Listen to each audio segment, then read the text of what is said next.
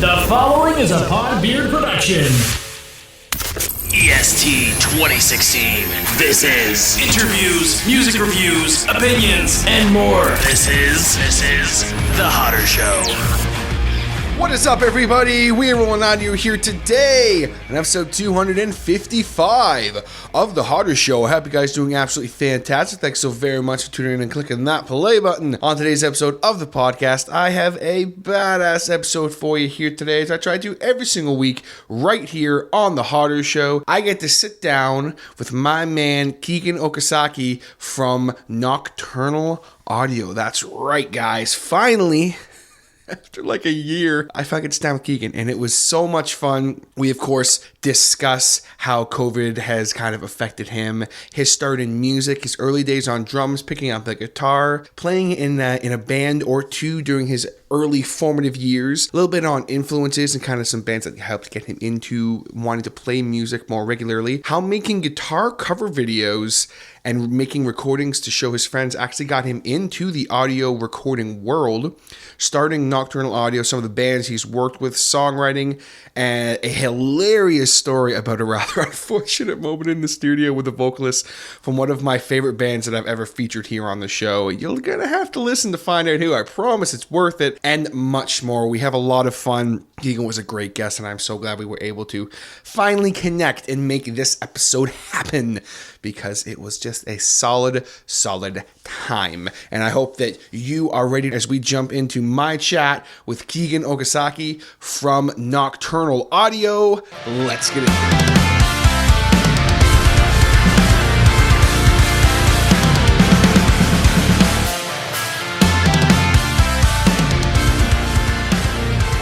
Very, very excited about this one here today. We've got Keegan Okazaki here of Nocturnal Audio. Keegan, how are you, man? How you doing? Good, man. How about you? I'm doing fantastic, buddy. So excited to be talking to you. It's, I say here a lot on the show, like, oh, it's been a long time coming, but, you know, there was a lot of, late last year, mid last year, there were some people I was speaking with about having them on the podcast that just for whatever reason, if it was because I was in the middle of getting ready to move or what the hell was going on, just I kind of like lost touch with a couple people. Oh, it happens. And you were unfortunately one of those cats, but very excited because you came back up on my news feed, and I saw that you actually recently had done a remaster of one of my favorite EPs from one of my favorite bands that I've had on the show and that I've covered a ton on the show out of my league. So I reached back out to you and was like, hey, buddy. Yeah. You want to do a podcast? That's what I assumed. It was the Out of My League re-release, because Yes. I know that you were you really liked the Out of My League stuff before. So Yes. Yeah. Those are, you know, I almost said like those are like my kids because I knew them in my old life, and, you know, I watched them kind of progress, and so that was really fun, and you did such a badass job, man. Like, it was really, really top-notch stuff. So I appreciate that, man. Thank you very much.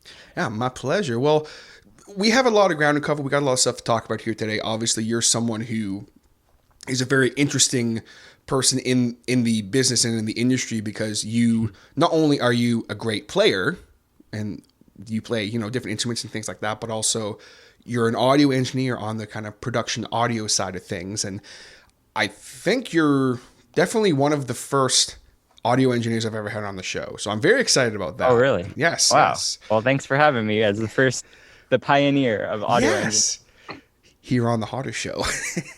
Oh, yeah. I'm going to say that, then someone's going to hit me up and be like, what the hell? You had me on, and I was like, oh, sorry. Yeah, it's like, oh, my bad. Someone who is, their main profession is an audio engineer. Let's say that. Yeah, to cover up. Because there's a lot of people that like to do the producing and stuff on the side. But which is awesome. But you know, for sure. You've got a lot of EPs and albums under your belt, all of them badass under Nocturnal Audio. But we're going to get into all that. But first and foremost, how are you doing with everything going on in the world right now? It's a very big subject, obviously. You know, the last probably 10 or 15 interviews or so I've done, we kind of start off shooting the breeze about it a little bit. How is everything going on in the world right now with the COVID-19 pandemic kind of affected you personally in your life? Well, it's been kind of interesting, I guess. First off, I guess I obviously can't have any people coming into my house because I live with my family.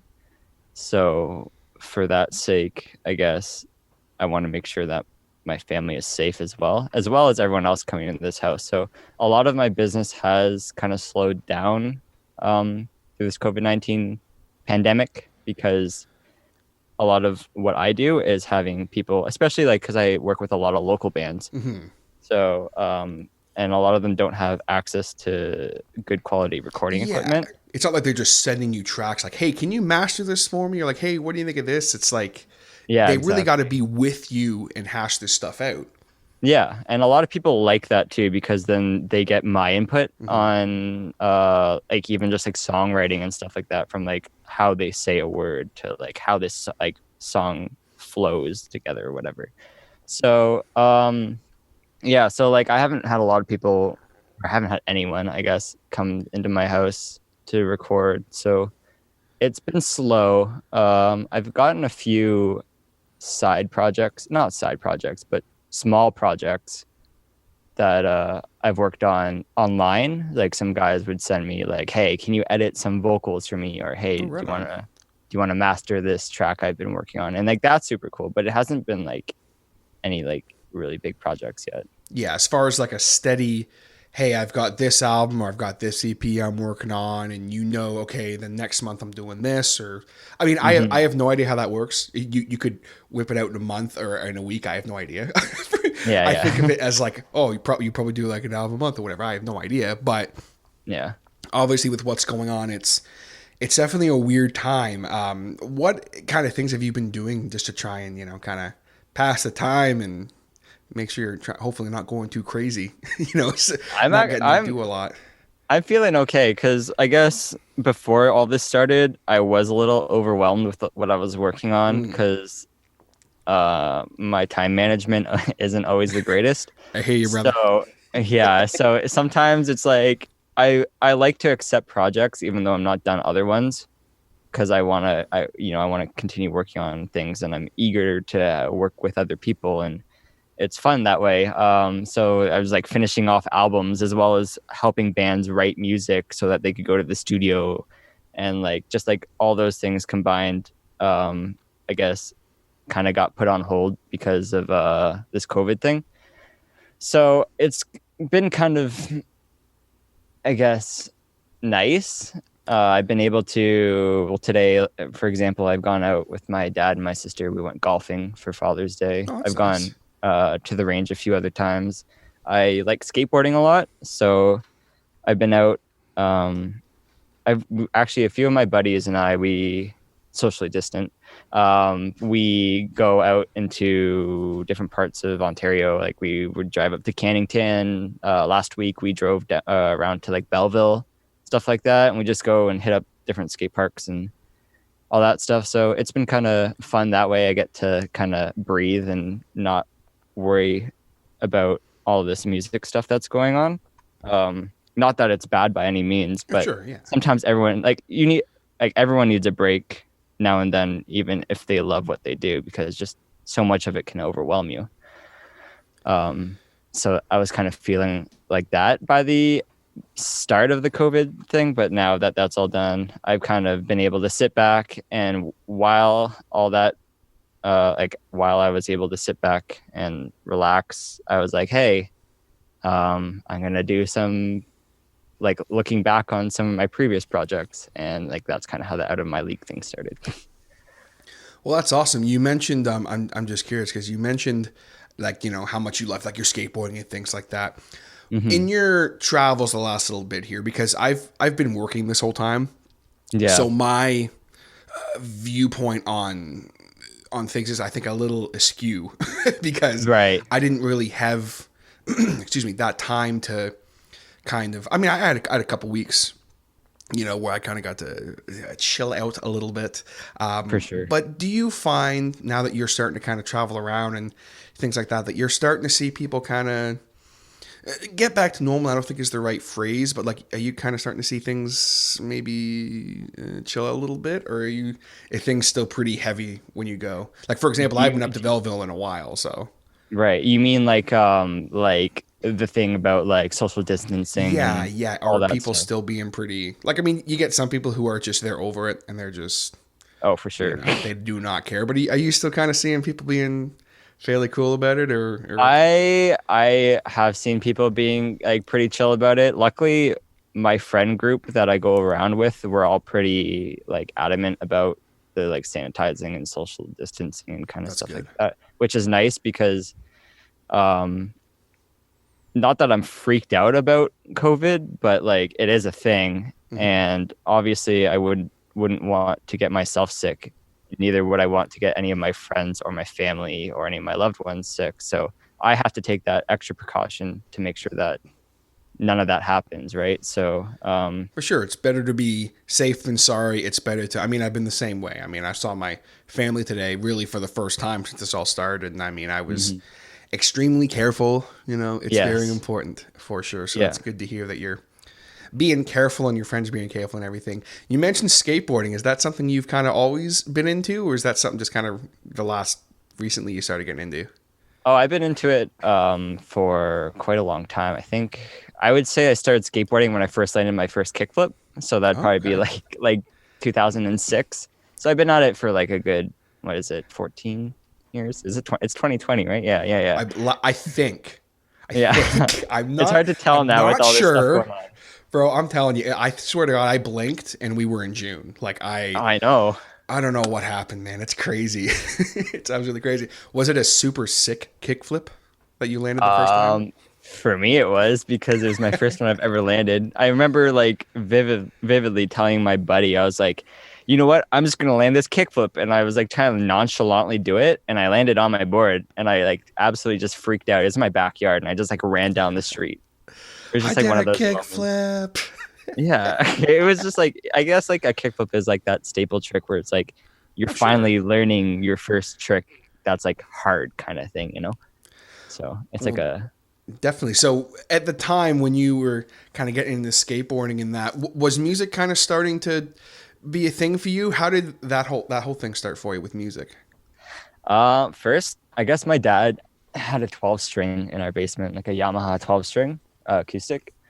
And yeah, I didn't know how to play it. I was like playing it like, when you lay the guitar on your lap and you just like press on the fret Hell with like your yeah. finger. Everyone starts like that. That's the Though, best way to let's be start honest. playing guitar. I know, there's no other way. So yeah, he had that. He would play like some Bruce Springsteen and stuff like that and sing kind of mumbly like Bruce Springsteen does. Um, and then Shots I fired. guess No, I'm just kidding. I'm not knocking him. Like I like No, for sure, I yeah. just you know. But yeah. So he had the guitar. I kind of picked it up. I also I guess before that I was doing piano lessons. So me and my Very sister good. had piano lessons when we were young, like probably like grade 1 or 2 or before that even. And so yeah, I had piano and I got sick of piano. I just like didn't want to have anything to do with piano anymore. But I liked music. I liked listening to like Sum 41 and stuff and like Blink-182 back in the day. So You're a punk I rocker. was like, hey, I want to learn drums. And then I guess I don't even know I guess where the drums part came from because my dad had a guitar. So I guess it was just like kind of like I was more driven towards the rhythmic aspect of songs. So I was like, I want to learn drums. So I think it was in 2004 I got drums, and probably a couple months after I got my drums, I was like, I want to play guitar too. So Of course. it was probably around the same time as that skateboarding thing, like when I first landed my kickflip too. I started just to kind of like I don't know, get interested in other things other than just piano, and I guess I was playing hockey as well. I was involved in a lot of crap, but Okay. Well, keeping busy, I think, is good when you're a kid. Definitely. Like you were mentioning playing piano. That's something that I always hear a lot on the show. Mm-hmm. There's a lot of correlation between people who are now, musicians who, started off playing, even if now they're playing guitar or drums or whatever, that they started off with that foundation of, learning the theory on a piano and learning how to really play the instrument. I find that there's a lot of people who they'll start off that way, and then after a while it's like, oh, I get sick of this, and you want to do something else. So that's Right. funny to hear. And I feel like there's a lot of correlation too between like in the skate world, like that's kind of like I mean, maybe it's cliche for me to say, but when I think of skateboarding, I think of like punk rock and things like that. So It's cool because there's like a lot of skateboard videos that come out have punk rock in it. Like Shout-outs. Especially the older skateboard videos have a lot of punk in it. Definitely shout outs to the Crease Rule, who just dropped a new video of them building a half pipe in a backyard. Oh, hell yeah. That's awesome. That's something I always wanted as a kid, but I just knew it was never going to happen. That's hilarious, man. That's great. So you mentioned that you started off playing drums. So when you started kind of really getting into the drums, did you take lessons at all, or was that just kind of you kind of figuring things out on your own? It started with me, I guess, figuring things out for the first week until my parents got really sick of hearing just like racket. Like drums are already racket, but like uncoordinated racket, I guess you would call it. So there was a guy that was down the street from me, and he gave lessons. So I started doing drum lessons with him, and it was basically just like kind of the basic beats and jamming along and whatever. And it was yeah, I guess that's like kind of where I started off. Right on, kind of figuring things out. Okay, yes, you're hitting this thing, but why are you hitting it? And how do you make this ruckus sound like a beat and things of that nature? That's awesome. So when you were playing drums, were there, like you mentioned, for example, like Sum 41, were there other bands and other drummers that really inspired you at that time to want to drum? Or like you mentioned that you kind of you don't really know where it came from. Is there anyone kind of subconsciously you think back that, I think I saw this person and maybe they kind of give you that shot in the direction? Maybe, I guess like I was really into Yellow Card, if you know those guys. Yes, absolutely. So I really liked their drummer. And he was really interesting to listen to he was just like, he was really fast. And, when you don't know much about drums, like playing fast is really cool. So, I was really interested in that. And I think that's kind of where I started to pick up the idea of wanting to learn how to play drums, because it just sounded cool. And I don't know, it just inspired, I guess. Yeah, it just sounded cool, and I want to do this because it sounds cool and looks badass. Yeah, when you're a kid, that's all you want, right? You just want it to be cool, and you want to love it, and yeah, for sure. Did you like play any bands at that point, or like were you still kind of like pretty young to be doing that kind of thing? I was pretty young. Okay. None of my friends really played instruments either that I went through in elementary school, because like I was in grade 6, I guess, is when I got my drum set. I was also pretty shy. I'm still pretty shy, but more so, I guess I didn't really want to go up to anyone and be like, hey, you want to join a band with me or something like that? Because like I guess I wasn't very, like, especially starting off, you're not very confident in your ability. You're just trying to learn the basics and whatever. So I was really trying to just jam along to some of my favorite songs and have fun that way. Try not to annoy my parents too much. Oh, for sure. I got you. So whenabouts did it start to become apparent that, like, okay, like I really want to focus on this. Like I really want to make a go at this. And on that note as well, when did you start wanting to play guitar? Okay. I think like for drums, I really wanted to get going on it when I guess I just noticed that, like, I guess with anything you love, right? If you love it enough, you will continue to get good at it. Mm-hmm. So I absolutely loved playing drums. And the more I got into metal, the more interesting I found drums to become, because then you'd introduce more cymbals, more intricate fills, more double bass. And double bass was always super cool for me. I always loved that. So I guess once I started getting into metal around 2008, maybe 2009, I was really becoming more serious about drums. For guitar, I guess it was just I didn't really have a point of where I thought I was getting really serious with guitar. I just kept learning songs. Started off with like some like AC/DC as like, you know, your introduction to chords. Then learning some Blink-182 and some 41, and then going into more like metalcore kind of Bullet for My Valentine. Then when Protest the Hero got really big, I was like, I want to shred like that. Yes. And then like the Kazaya album in particular, all those songs, I was like, I want to learn that. So like I'd sit there for hours and just like learn the intro to like any of those songs, and just try to like, I was also pretty interested in recording covers. So that also kind of pushed me to learn the songs from front to back.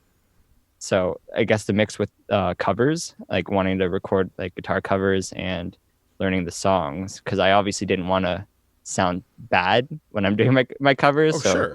So yeah, it's like learning all those songs and whatever. And then I guess that just kind of helped me start kind of going down that path, so to speak. Yeah. Just leveling up my skill without really even worrying about my skill, just wanting to play more fun things. Well, that's awesome, man. We're going to take a quick break here, and then when we come back, we're going to talk more with Keegan about kind of going down this road with his guitar covers and playing more music, getting into then him in the recording aspect of things when we come back here with Keegan Okazaki from Nocturnal Audio. Hey you! Yeah, you. Listening to The Harder Show right now. Are you in a band? Maybe you're a business owner of some kind, a performer, maybe a pro wrestler, an event promoter, an athlete, or maybe you're just an everyday person who needs some photo editing done. You need a great graphic design guy, and have I ever got the hookup for you? My man and close personal friend, Mr. Jason Reese from Jaybird Digital Arts. Whether you need logos, t-shirts, stickers, tickets, business cards, banners, menu, brochures, flyers, posters, Facebook banner videos, door hangers, photo editing and restoration, print ads, lyric video editing, signs, notepads, window clings, letterhead, bookmarks, programs, magnets, greeting cards, calendars, rack cards, invitations, envelopes, pens. Jason will work with you to develop a style that is unique to you and that tells everybody just how special your business, event, or you personally are, and you will stand out from the crowd. On top of the fact that he does offer free delivery between Cobourg, Ontario and Kingston, Ontario, message him today right now for a free quote. That's right, a free quote. Tell him about your idea. You got something outside the box, he will make it happen. With great rates and service, you cannot go wrong. I've used Jason literally for everything over the past 3.5 years, and I cannot say enough good things about the man himself and his work. So contact him today on the web at jaybirddigitalarts.com or on social media under Jaybird Digital Arts. That's JAYBIRD digitalarts.com. You can also email him at jaybird.digital.arts@gmail.com. And always keep in mind that his business is successful when your business looks good. All right, gang, we're back here with Keegan Okazaki of Nocturnal Audio. Now, before the break there, Keegan, you were telling a great little story about how when you started kind of getting into the guitar more, and you were playing drums before, of course, and you started talking about, recording guitar covers, and that kind of is how you started to get into that world a little bit as far as recording. So I have to ask, what was some of the songs that you were covering at that point? And did you have kind of any guitarist that really, really inspired you at that point? So some of the covers, I guess, would, like, I'm not very, I guess, well, Protest the Hero for sure. Mm-hmm. There were a few covers. There were the songs off Kazaya. I think like Divinity Within.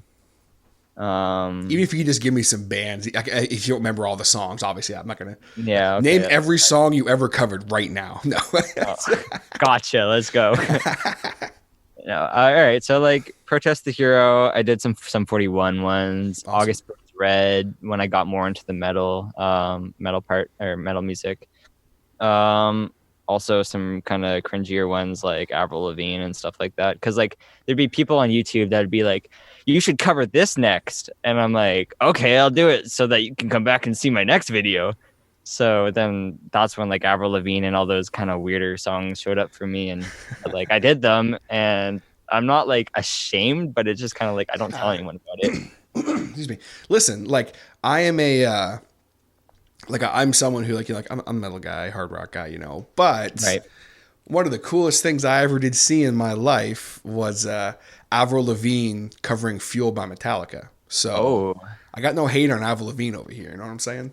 Yeah, you can't disrespect her. I mean, she's a good artist for a good reason, right? Like she's Absolutely. big not because she's bad at music. She's big because she was good at it.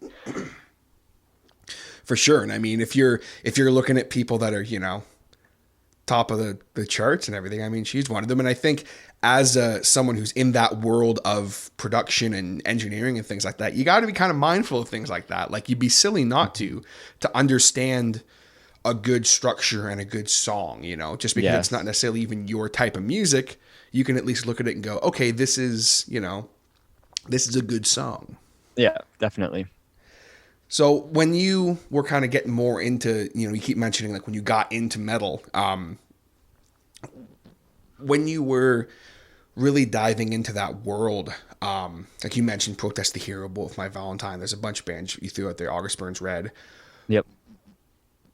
Was that around the time when you started to kind of go, okay, like, I think I want to kind of take a stab at this? Like, I'm assuming before you got in more into kind of the recording world, because also on top of the fact that you're an audio engineer, you also are a fantastic artist, and you have I guess it was like late last year, mid last year, you released it was around memoir, like mid last year. Mm-hmm. Which is awesome, by the way, folks. And if you haven't checked it out, you should. We're definitely going to talk about that.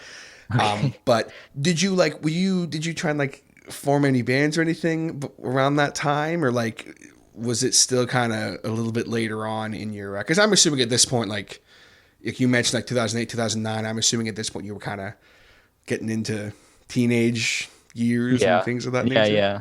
That was like, I guess like 2009 was like my first year of high school. So I started meeting more people, and I guess people eventually found out that I played instruments. And when you're young, you're like, oh yeah, it's cool. You can play guitar. I can play guitar too. And I also played drums. So like, oh, I could play drums and you can play guitar. We could jam. So had a few buddies, and we started a band. I think it was in grade 10, so 2010. And they lived right around where I live. So I'd bring my kit over there, and I actually played guitar. I didn't play drums because we had a drummer, and the drummer didn't know how to play guitar. So there was no way for us and like they were friends, right? They didn't want to be like, oh, we're going to kick you out because you don't know how to play guitar. So we gave him drums. I did guitar, had another guitarist, bassist, and a vocalist. And that lasted for a bit. We were a band called Pillars. Very typical. I love it. Typical, especially for around that time era. Yes. Like, oh yeah, you got monuments, you got pillars. Come on, structures, volumes. So yeah, we were trying to put a name out like that, and that was fun. We got to play with a few of the bands that became pretty big around the scene, like Kenny in the Active Violence. Oh, of course, yes. Remember we played one show with him at Durham College at I can't even remember the venue anymore. We played with them. That was around 2000. Probably 2011. That probably was the date. Because I was a little out of it around that time, but like 2009, 10, I was like, I probably would have like seen you. Yeah, he might have. I think it was like, or it could have been like late 2010, because I remember it just being kind of cold. That's the only thing I remember. It's a long time ago now that you think about it. That was 10 years ago, Hobie.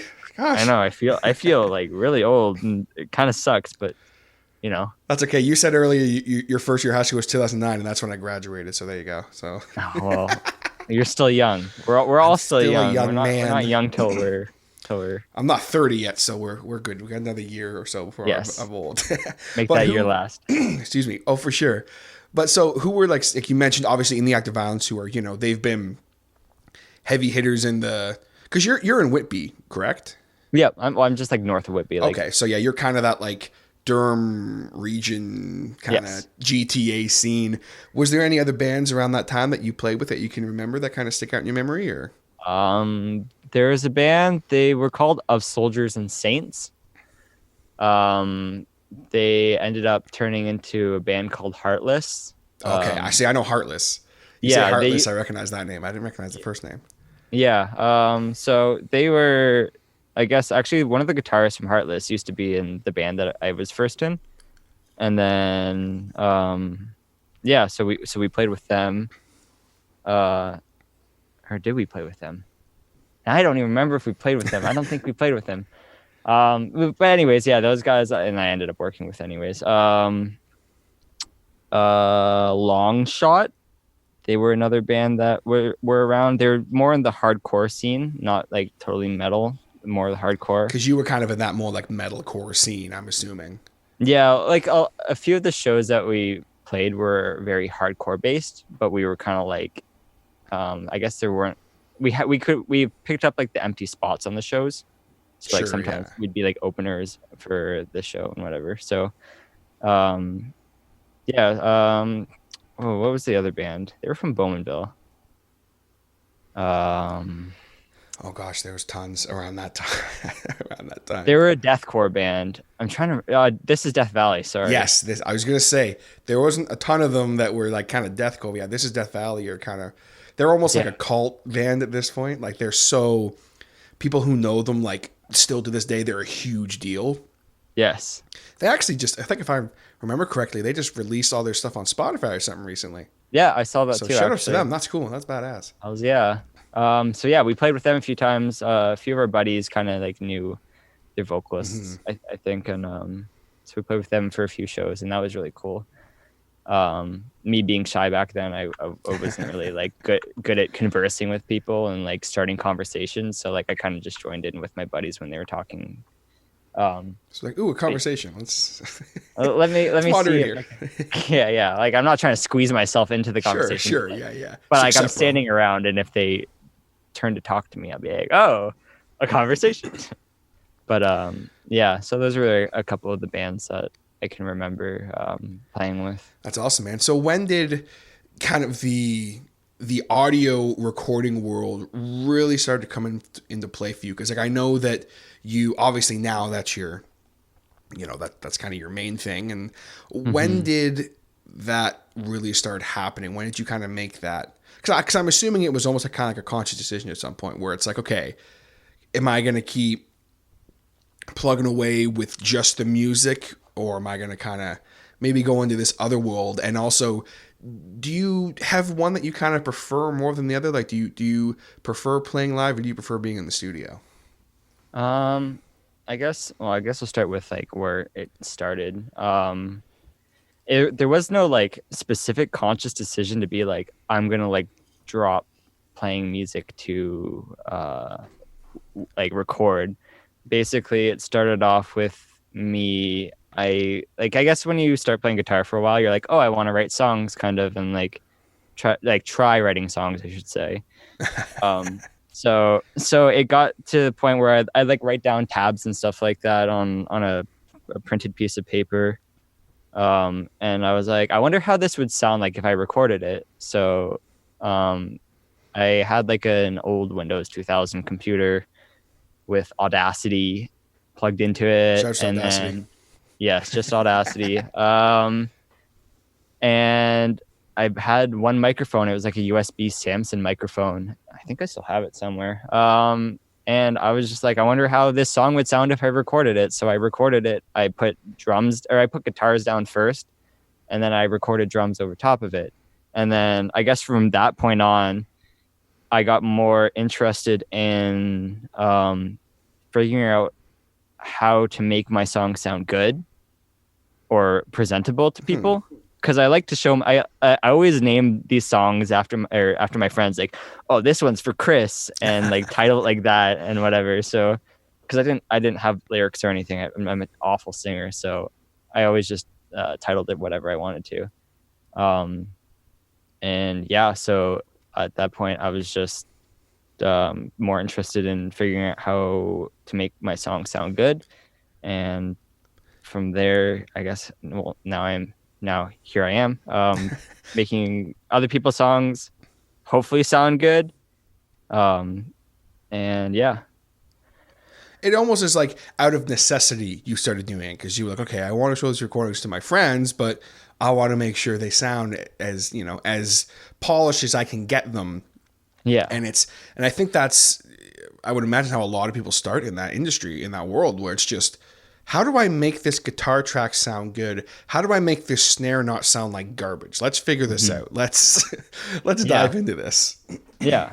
And that's basically, I guess, where it all started, was just me wanting to make my songs sound good. But I also still wanted to write songs at the time. Like, I was an avid writer. I was always writing like 2 or 3 songs, sometimes like 2 songs a day and whatever. Just like loved writing songs. And then I'd record them after and like, oh, this is sick. And then just try to make them sound better and whatever. So try to get a good song first and then record them and try to make them sound good afterwards. Well, that's awesome. So before we jump into, obviously I want to talk a little bit more about, you know, the actual formation of Nocturnal Audio and things of that nature. But before we do, I mentioned earlier that you actually released an instrumental, I'm going to say an album, because I think some people would say it's an EP, but there's nine songs on it, I think. There's 9 songs on there. Can't remember now, but I think there's 9. Come on, man, it's your own record. Come on. God damn, I'm sorry. It's all good, buddy. But was that something that you, because I think if I remember correctly, we had spoken about this briefly before, where you dropped the first single off it, and you were like, you know, yeah, this is something I've kind of always wanted to do, and I've had these songs laying around forever, so it's like, let's just drop it in the world and see what happens. When did you kind of decide that, hey, let's kind of get this out into the world? Let's actually release something on my own here. Probably 2018-ish would be where I was like, I just need to get rid of these songs, because they're just like, I've uploaded different versions of them to like SoundCloud and stuff like that. And some songs are like 10 years old now. So I think around like 2017, I was like, okay, I have like 6 or 7 songs that are cool, and I just need to get rid of them, because like I wouldn't say they were mentally like putting a weight on me, but like, you know, in the back of your mind, you're like, I want to release these, but like, I just like, I didn't really have a set release date. So around like 2017, I was like, or 2018, one of those 2 years, I was just like, I got to finish these. I'm just going to put these all out into one record and like, just kind of like release them. And then like, hopefully this weight off my chest kind of thing. Well, and that's cool. It's almost like it's a very cathartic thing when you have these songs that have been basically floating around in your brain for on and off for, like you were saying, like, you know, close to even like 10 years. And you can just kind of go, okay, blah, here you go. Here's all this music that's been stuck in my head. And there's some really cool stuff. Like it's a fully instrumental record. And as someone who can always, you know, get down with a great riff and things like that, like you've got a very cool style as far as the way that you do things. Like it's not like, here's and I say this with respect, because there's some people that will drop instrumental music and it's like, oh, cool, I'm glad I just listened to you noodle around for 7 minutes. Like, you know what I mean? Like, it's just like, I could dig it. I can understand. But like, for me, it's got to sound like a song.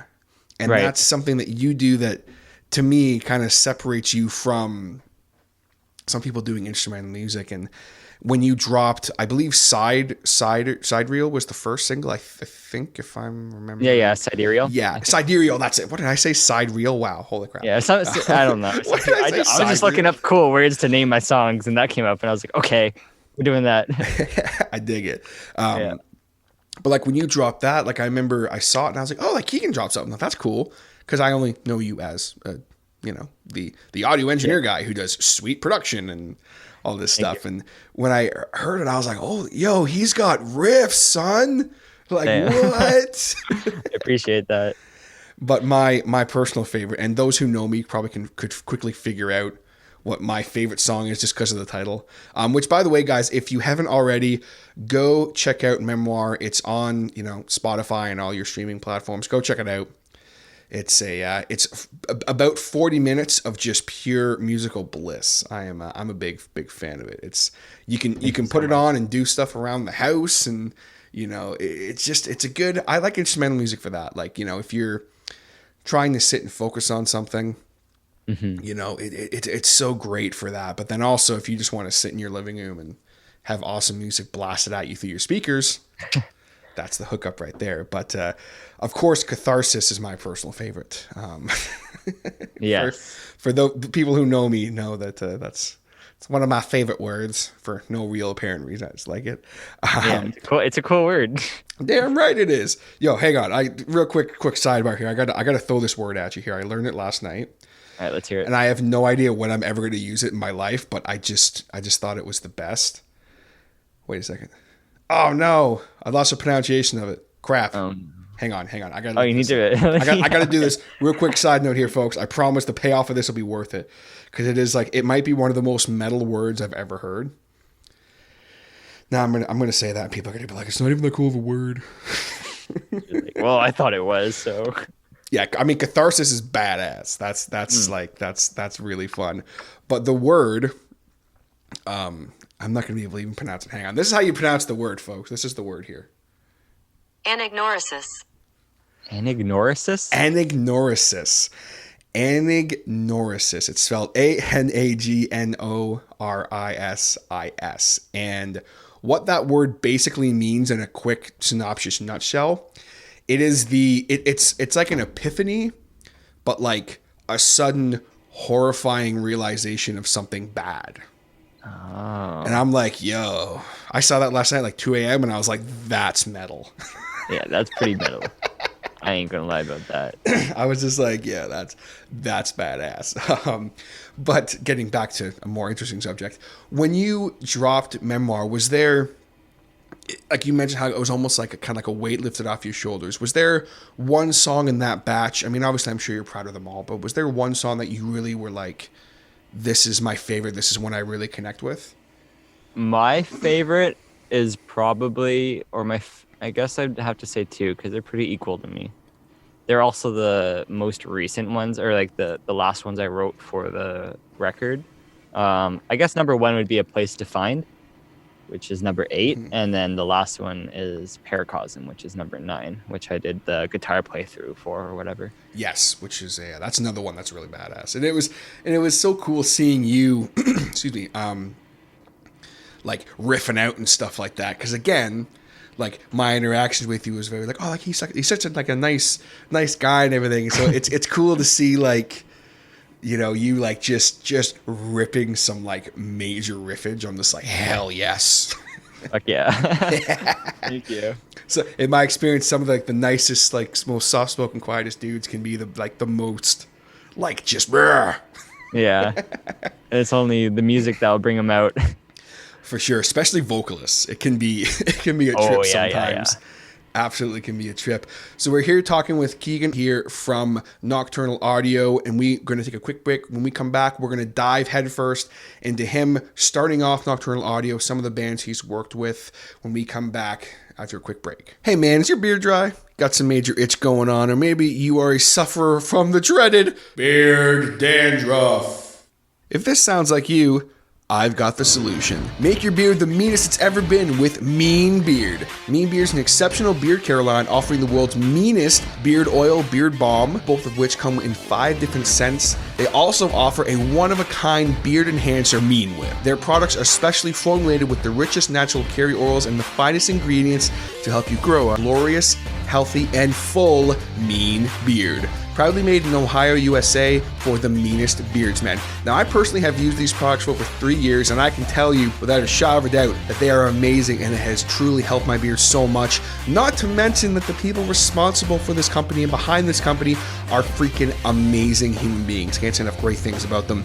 Check out their beard care products, combs, and swag on the web at meanbeardco.com. That's mean, MEAN, beard, BEARD, co.com. When you go on there and check out, be sure to use my code MB50 MB15TJH. That's all uppercase MB15TJH. And you'll save 15% off your order. 15%. What are you waiting for? Go on there right now, and while you're at it, be sure to check out Meanbeard on Instagram, as well as join Meanbeard's community on Facebook. And always remember, folks, it's not just the beard, it's the attitude. All right, guys, we're back here with Keegan Okazaki of Nocturnal Audio. We've been talking with Keegan about kind of, how COVID-19 has been affecting him, his start with music, the transition from just playing music to getting into the more recording sides of things and influences and things of that nature.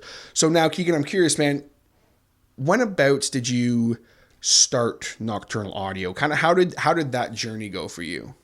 I don't even remember a specific time or date, but it was probably around just after I finished high school. I assumed I needed some kind of portfolio to put my stuff in, and I needed a name for that portfolio. So the idea behind the name is basically I'm up always late at night working on music. So I'm up till sometimes even till the sun rises. So it's a quite literal name. It's just Nocturnal Audio because I'm up at night. I dig it. I hear that sometimes. I really do. Yeah. I feel with with a lot of artistic people, we just like working late at night. It's a thing. Either like early morning go-getters or like just people who just feel inspired at night. And or I'm just one of those people. Yeah, or some people who just don't sleep. Yeah, because sleep is there. Man, I'm telling you, I've had some of my best podcasts and my best performances, so to speak, when I've been running off like an hour of sleep in a 48-hour period. I swear to God,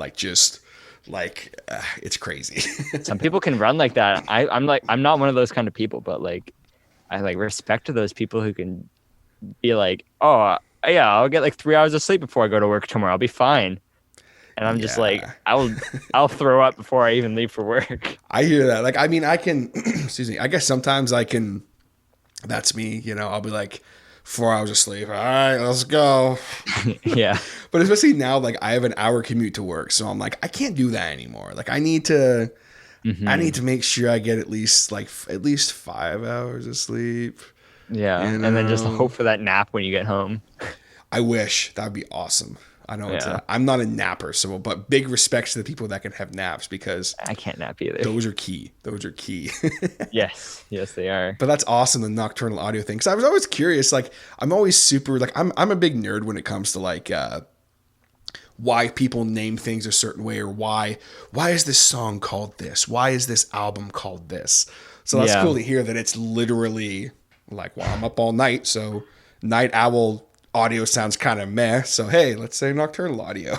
Yeah, and then the logo for it is just an owl, which is literally a nocturnal animal. Yeah, I dig it. I don't know what other animal it could have been. Like I'm kind of like, I guess maybe a raccoon. Yeah, I mean, a raccoon would be cool too, but I feel like an owl is more metal. Yeah. I don't know, bro. If you came at me with like, yeah, it's Nocturnal Audio, and it was like a raccoon like eating in like a something, I'd be like, that's dope. That's metal. You can make it. You can totally make it cool, but an owl is just like it's a pretty badass animal. Owl is pretty badass. That's awesome. I dig it. So when you were done high school, was your main focus like, okay, I'm going to do the audio thing, or like did you like? I think if I'm not mistaken, did you end up doing a little bit of schooling for music business or? Yeah, I went to Durham College for music business management, or I guess music business administration / management. I don't know what you want to call it, but yeah, I went to school for the yeah. So yeah, I went to school for that, and that was definitely more of the business aspect of it. There was a class where you kind of had to put yourself into a real life situation, so you'd have to put yourself into like a group of, say, artist managements, or like what I was in the school recording room, I guess. Okay. So some of the people from my class would bring in the artists, and I'd have to record them, and then other people would have to like distribute and promote the artists material. So it was like a kind of like a small record label of just students. Okay. So that was like the only kind of recording stuff that I did, but the rest was all basically business.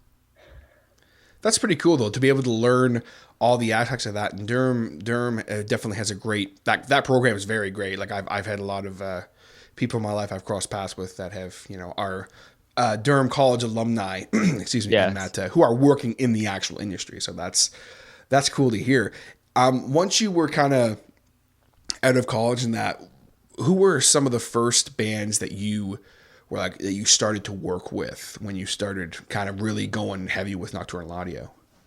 I guess like big shout out to Out of My League, because they were the band that got me started. I wrote like a little post on my I guess Instagram that I also shared to Facebook about how Out of My League became the first band that kind of got me going in the local scene, because they were like a growing band around here. This was probably around, I think, probably 2014 or 2015 that they contacted my buddy, and who later contacted me to help him record them. So so Out of My League would have been the first band that I'd say would have that I would have worked with. No, that was on Resented, correct? Yes, that's Resented. What I thought. Which is still to this, I still like listen, like I'm a big Out of My League fan. Like I said earlier, like I almost view those guys as like, like I used to work in a music store, and like they used to come in all the time. So like I watched them progress from like, literal kids to like I saw them on stage, and I'm like, what the hell? Like this is so cool. And like their first EP, I actually still have it, and I still like it. I know they don't think super fondly of it, but then when they dropped Resented, it was like, holy shit, this is I remember because they brought me, like they got me a copy, like, hey, you got it, this is our new EP, you gotta check it out. And I'm like, okay, cool. And right away I was just like, holy shit, the production on this is spotless. It is fantastic. And obviously the songs were killer too. That's, goes without big saying. part of but the, for me, I was like, I'm someone who, because I'm not great with production or anything and I don't really understand it, I'm like, man, like I get so inspired when I hear super clean production. But then at the same time, and this is, some people don't agree with this, but for me, it's like, it still has to have like some balls to it, There still has to be, not like we're like in like the punk world, bad production is almost like a stamp of approval in a weird way. Like it's almost like it's acceptable. And like in the metal scene, sometimes overproduction can be almost a bad thing, where it's like, this sounds so clean that just like it's a bad thing, especially with vocals. Like with guitar and drums and stuff, it's got to be clean. But with vocals, I want it to sound like, it's hard to explain it for me. Like I want it to sound like he's just screaming at me. Like, and it's, I feel something that I don't, with a lot of, especially around that time, a lot of production I heard, I wasn't feeling what I was hearing. Whereas with Resented, in the way that it was produced, like it sounded like they do live, is what I'm trying to say. And they were such a fantastic live band. And I even said to them, you guys captured your sound on Resented without a doubt. And they were like, oh man, like, thanks so much. So it's cool to hear that you were kind of the guy, turning the knob there, so to speak, for that. Yeah. Like I can't, what I'm trying to say. Definitely my buddy was a big part of that for me, because my buddy Chris, who I went to college with for music business, Anthony, obviously the drummer of Out of My League, he hit miss you, Chris buddy, if you hear this. I hope he's doing well. But yeah, like he hit up my buddy Chris, and Chris messaged me and was like, hey, you want to help me like record these guys? They're from Bowmanville. And I was just like, at first I was like pretty nervous, because I was still like I was more confident with my recordings, but I obviously knew I wasn't nowhere near where I wanted to be. So I was pretty skeptical on like accepting his offer. And if I hadn't, then I wouldn't be where I am now. So at that point I was like, yeah, I'll help you record them or whatever. And then that's how I guess like Resented came to be. Just helping out my buddy, and then, you know, it just took off from there. So after Resented, like you mentioned, like that kind of got your name out there a little bit. Was there any other bands kind of off the top of your head you can think of that, you know, again, this isn't me saying, give me your entire resume, but just, No. Was there any bands that kind of like you can think of off the top of your head right away that were like, you know, I worked with this band, I worked on this EP, this record. Like I know obviously you worked with Out of My League Again, and yep. I'm drawing a blank, but I know there's been some bands that I've, Single Wound, I know for sure, because you did the first EP, at least I know for sure.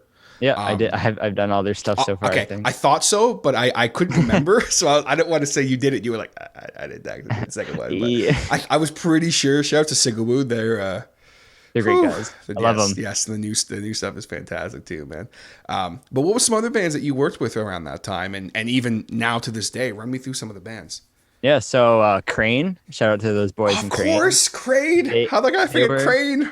I know, another Bowmanville band, right? Like they were Bowmanville, Newcastle, right? They sure are. Yep. Sorry. That's okay. I was just gonna say another band that, like, you know, I've known those cats for a long time. So big shout out to them. They always kill it. Yeah, and so they came up to me asking to record like 2 singles off their record, and then from there they were like, "Hey, we have like another. I think it was like 10 songs total on their record." So I was like, "Yeah, like let's do all the the 8 other songs that you guys have yet to record." And then that was the second project after actually Out of My League. So okay. What are some other ones? Beguiler came up to me, I think in 2014. Jacob and all those dudes. I think Jacob actually might have hit me up first. No, maybe it was Taylor. May have been Taylor or Jacob, because Taylor was part of Out of My League before, and then he started the band with Jacob for Beguiler. So it might have been Beguiler would be the other. And you did Born Without a Bad Sign, correct? Yeah, that was the first one we did. And that was, again, so was Crane. Like, you know, it's funny. I can't believe I forgot Beguiler too, because, like, you know, shout outs to, you know how I was saying earlier about, like, it's always a trip sometimes when, like, some of the most soft spoken, quietest people are, like, the most brutal. That's I was talking about Jacob. Still to this day, I said that to him when he was on the show. I'm like, such a nice, soft spoken guy, but then he'll just scream at you until your soul leaves your body. I'm like, what? He's got like the coolest sounding vocals that I've probably ever heard, and like that's not in like in a bad way whatsoever. Like he's got the highs, the lows, and like the gutters, and like the like goblin kind of sounding stuff. And I'm just like, Jesus Christ, man, this guy's nuts. Yeah, he does. There's a lot of like, super talented metal vocalists out there, so like it's hard to narrow down. But as far as like that kind of deathcore-y style and kind of around that, he's definitely yeah, he's definitely one of those kind of guys for sure. But what are some other bands? I'm like going through a list of like the folders that I have of the file. Well, and while you're doing that too, like it's funny, like even just off those 3, like those are 3 albums that I covered here on the show, and like the one constant throughout them, number one, was the fantastic production, but then also, like I mentioned earlier, about the way that you do things, the way that you, I guess the term would be mix things, I guess technically, like instrumentation, it's all very clean and it's very precise and it sounds the way it should, while not sounding super like sometimes I'll hear like a metal guitar tone and I'm like, man, like that just like there's no life to it. Yeah. Whereas with, you know, even just using those records as an example, it still feels like it's got some balls to it. But then also vocally, again, it's so important to keep that raw vocal sound present in the recording. And that's something that you definitely do, while still obviously cleaning it up and making it sound as big as you can without just going, hey, let's throw some, I don't know, can you auto-tune metal vocals? I assume maybe, but like... To an extent. Yeah. But if it's like, hey, let's clean this up and kind of polish it, but while keeping that same energy to it. Yeah. And that's something that is very consistent. Even just, naming those 3 bands right there.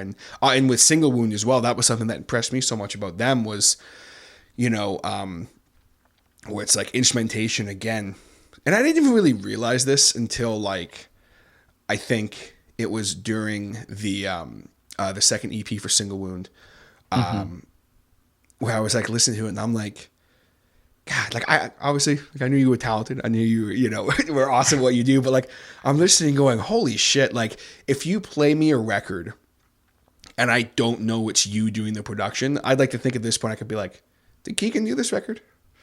Because like I feel like you have such a style, where it's very, like I said, you keep the vocals, you have that energy. Like I can picture how this sounded raw with nothing on it. Yeah. You know what I mean? Yeah, definitely. Yeah, I don't know. I just like, I know my stuff comes across, and I know a lot of people aren't about having super done up productions and stuff like that. Like I would label myself as someone who does pretty cleaned up productions. Oh, for sure. Whatever. Like it's just kind of like my style. And it's very like, whatever. Like some people like it, some people don't, and that's okay because that's why there's other producers who do different stuff. And so basically I was just trying to like make Single Wound sound, because they're a hardcore band, and hardcore, you want energy in it, right? Mm-hmm. So I wanted to have that energy of the guitars being really like in your face, and like there's a lot of dynamics in Single Wound, which was really cool. They have like the clean parts and the more like there's a lot going on there. Yeah, and then and like the drums have to be really fast. They're really upbeat for most of the song. So just trying to like, you have to picture how the song is before you mix it. Like in my sense, like I gotta think about how I want to mix it before I tackle it. I can't just like go head first into it and not know like where my endpoint's gonna be. Mm-hmm. So yeah, for example, like Single Wound, I just wanted to make sure that I had raw sounding vocals that weren't like raw, like straight out of the microphone. For sure, and that's it. Yeah.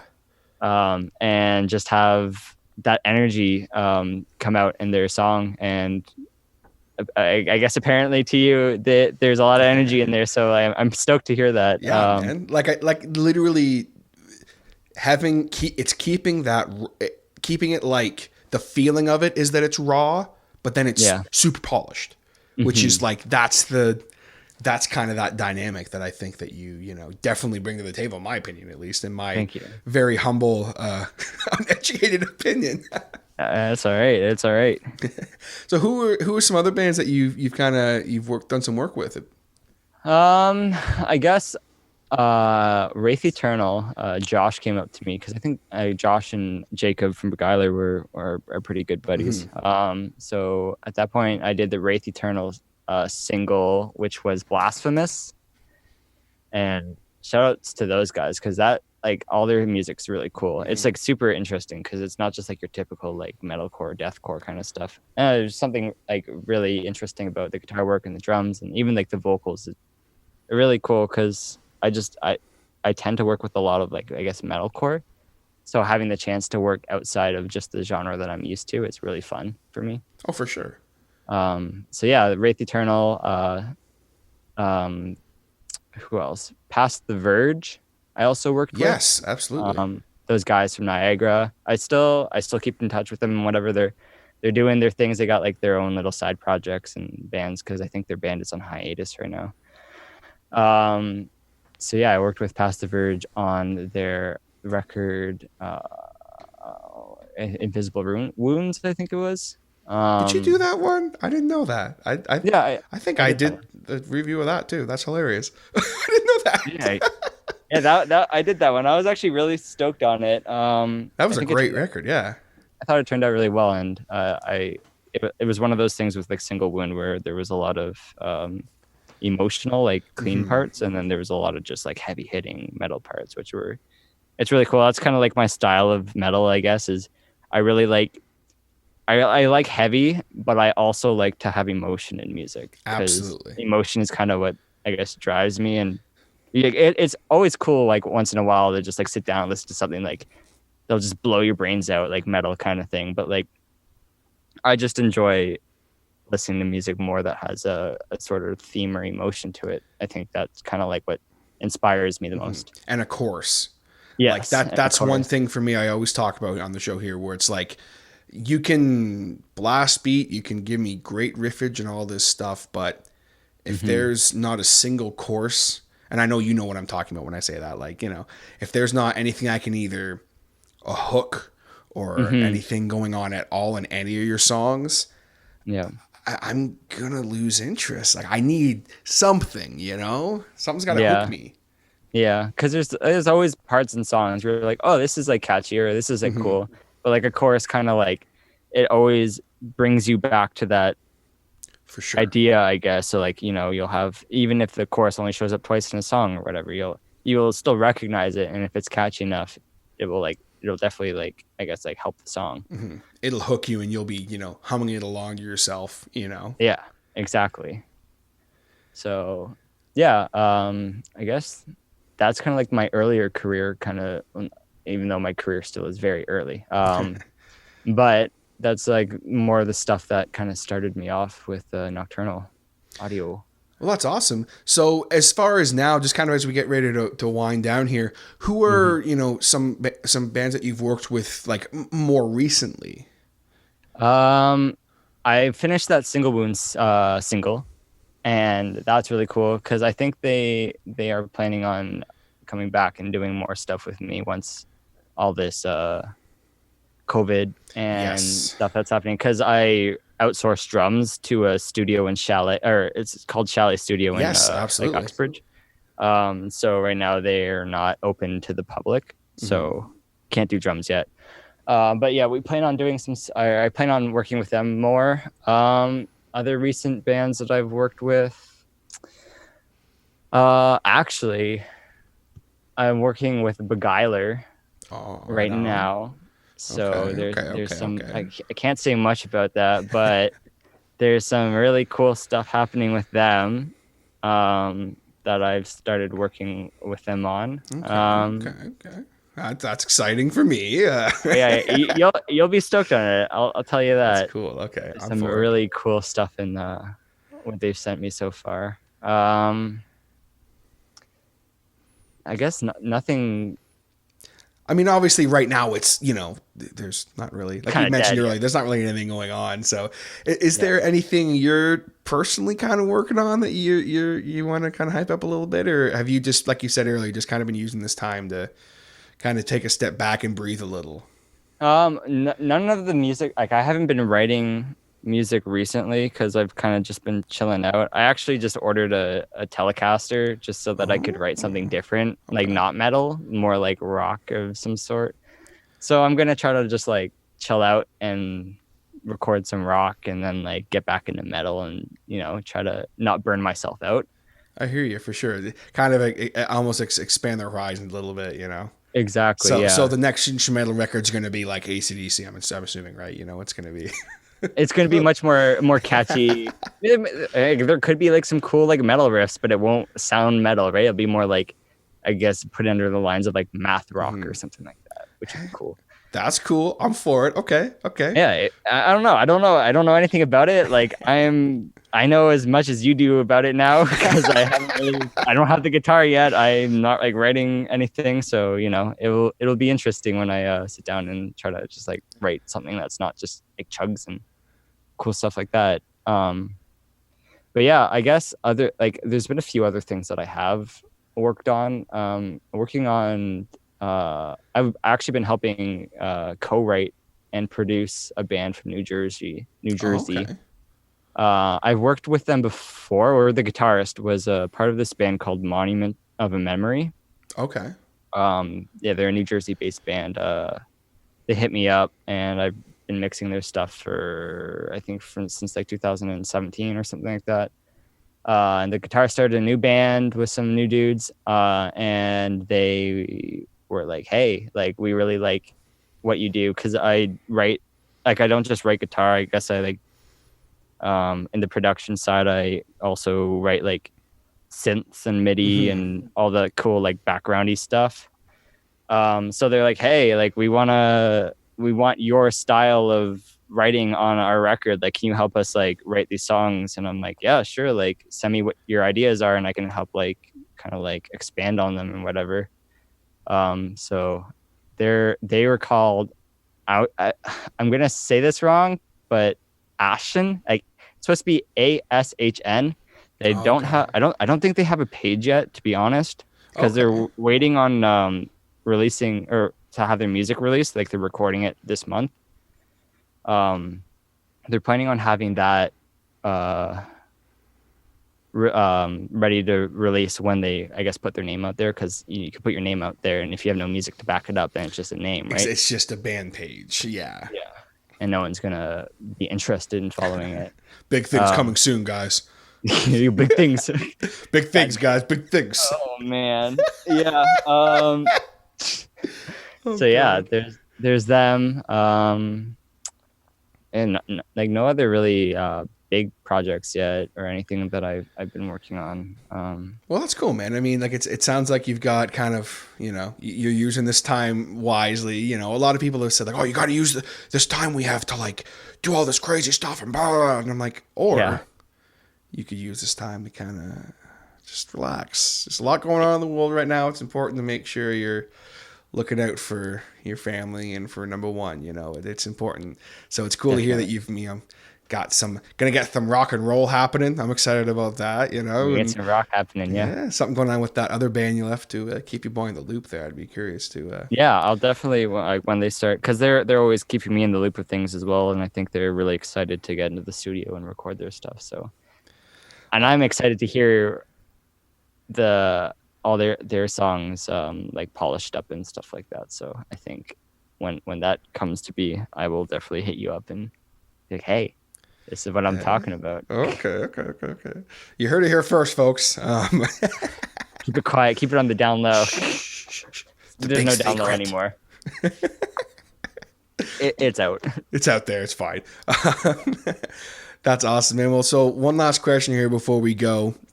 And I really appreciate the time, man. It's been so fun getting to chat with you. That's my pleasure. Do you, out of everything you've done, this is kind of always a staple question I ask here on the show. And for you, like I could ask you the same question, but I think it's kind of a cool dynamic to try and ask different things. Mm-hmm. Usually I ask people, like, do you have like a favorite show that you've played? Or on the flip side, like a show that was just so bad it was funny for whatever reason. Do you have either one specific recording session that you can think of that was like just obviously all recording sessions are awesome and magical in their own way, but do you have one that was just like you knew while it was happening this is something that is really, really cool for you personally? Or do you have one that was just like the worst for whatever reason that was like maybe a funny story? I'll never call out someone, because every studio experience is different, right? Sure. Like some days people are feeling one way, and like even some days I have off days, and so like sometimes it's kind of like meh. Sometimes people just have a bad day in the studio. That's and it happens. But for sure the boys in Single Wound, I would say were probably like the had some like interesting stories with them. When we came to when Cole came to record vocals for the newest single, I think they stopped at Taco Bell on the way here, and like, so we were just chilling, recording vocals or whatever. And I think we were recording guitars and vocals, and you obviously know where this is going. I'm already laughing because I know. And so we're recording guitars first, and Cole just like pulls up a chair and he just farts. And he's like, oh my God, this is going to smell so bad. And I was like, I don't know, whenever someone says that, you're like in disbelief. Like, it's probably not going to smell that bad. But like, it was like one of those like raunchy farts that you just like, I was like, oh my God, we got to open these windows right now. So I like grabbed like, I opened the window in the back, and then I turned on the fans, and it's just like, Jesus, man, like that Taco Bell really hit you bad, didn't it? And then, so the rest of the session was like it was a pretty stinky one, but he got to record vocals in that smell, so that's his problem. So that's on him. I've literally been dying ever since you said Taco Bell, because I'm just like, I know where this is going. Yeah, when you say Taco Bell or like McDonald's, you're like, yeah, he's gonna have the shits. So I had a similar incident once, so I can relate. it happens no matter what. Like it's gonna happen eventually. For every meal you have at Taco Bell, it's just This is gonna be a bad time. That's just Yep. reality.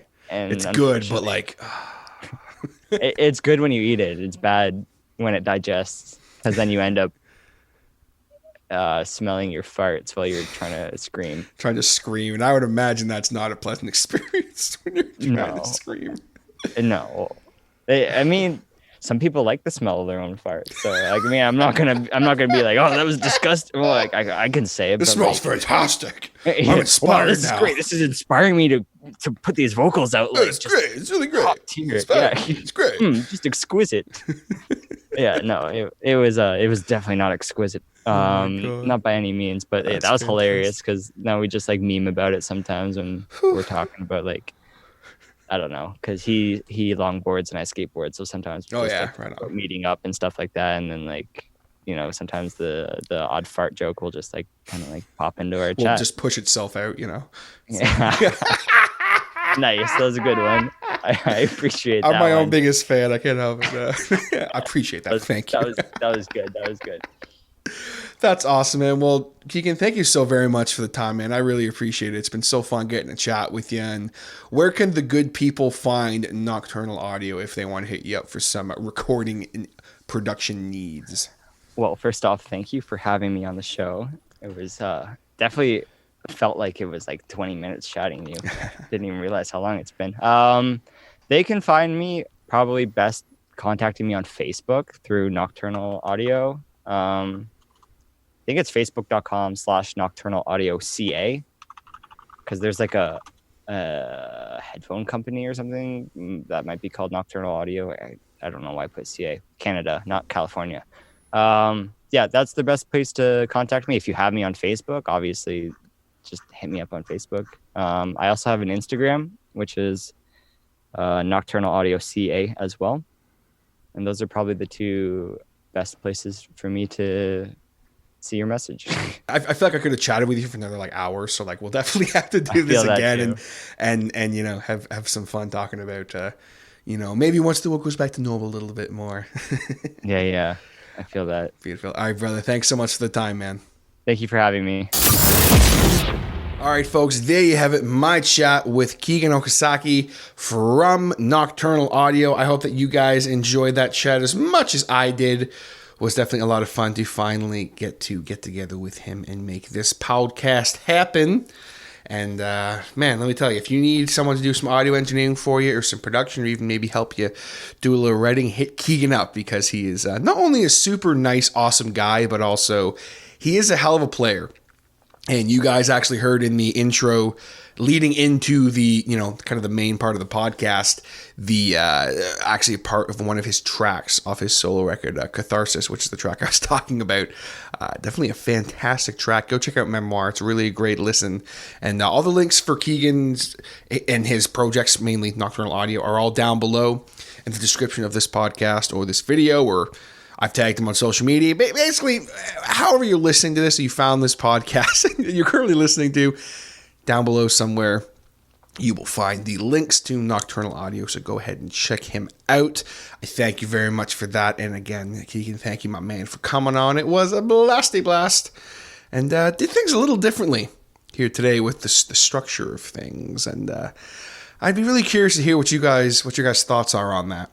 Hit me up. Let me know.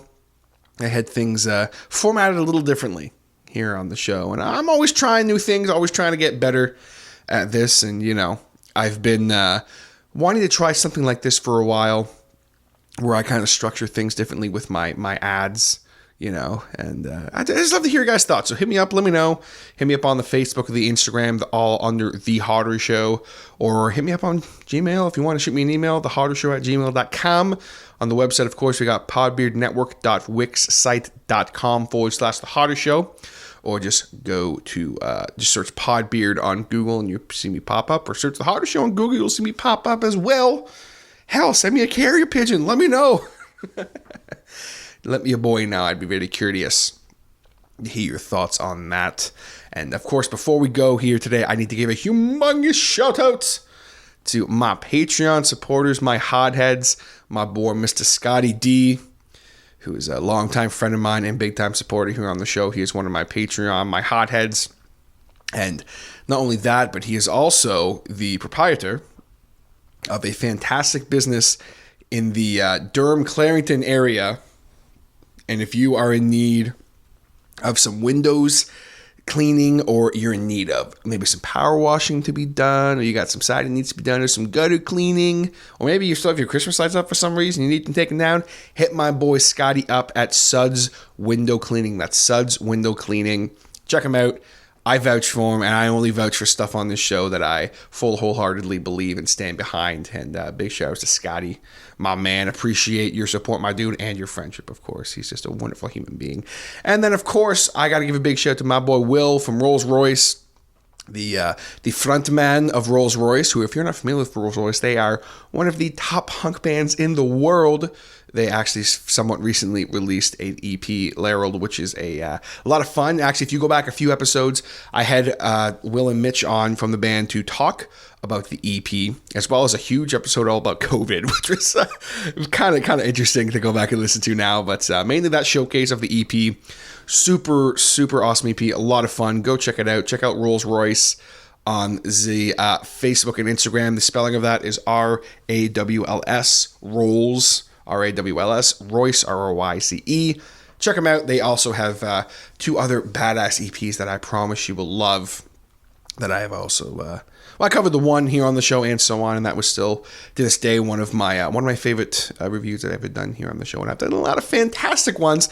And actually, spoiler alert, if you're listening to this, I may or may not have one coming up next week. Okay. And, it's a banger. I promise you guys are going to like it if you're a fan of, if you like your kind of hardcore to have some more metal influence, I think you're really going to dig this. I'm really excited about it because I've been blasting this EP for a couple weeks now, and it's going to be awesome. Just like this episode was here today, just like last week's episode was, just like the week before, and the week before that, and the week before that. I try to keep it consistent here on The Harder Show, and I thank you so very much for listening today, especially if you're still listening. You are seriously the best audio fist bump. I appreciate you so very much. Be sure to hit that follow button, hit that subscribe button. It means the world to me. Thank you so very much, and I'll catch you next time on The Harder Show. Take it easy, guys.